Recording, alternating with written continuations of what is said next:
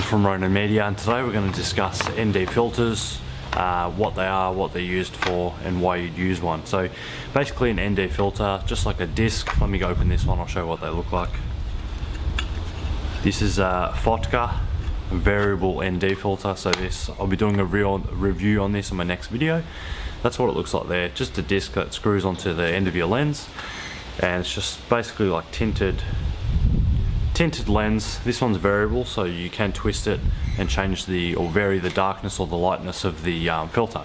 So the reason you'd use one is because a general rule of thumb with videography is if you want the cinematic look, you should double your shutter speed, should be double your frame rate. So for me, I film 25 frames per second like this, and I set my shutter speed at 50, so that's double my frames per second.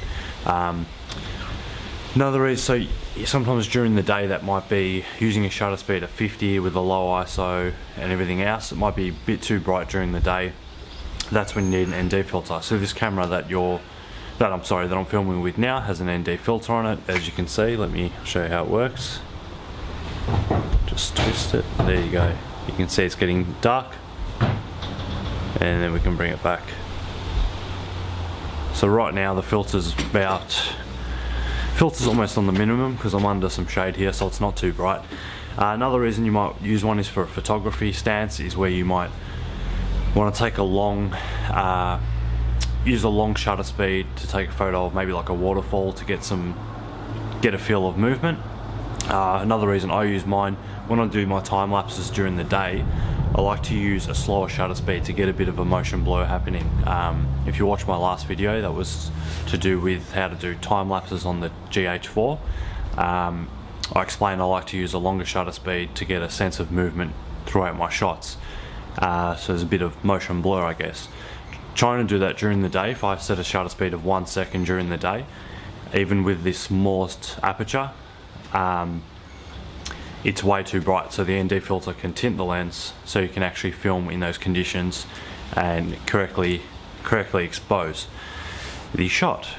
So if you can see this one, this is variable. So normally you can buy ones that are just 2 stop, 4 stop, 6 stop, 8 stop ND filters. This is variable, so you can go through a whole range of, there you go.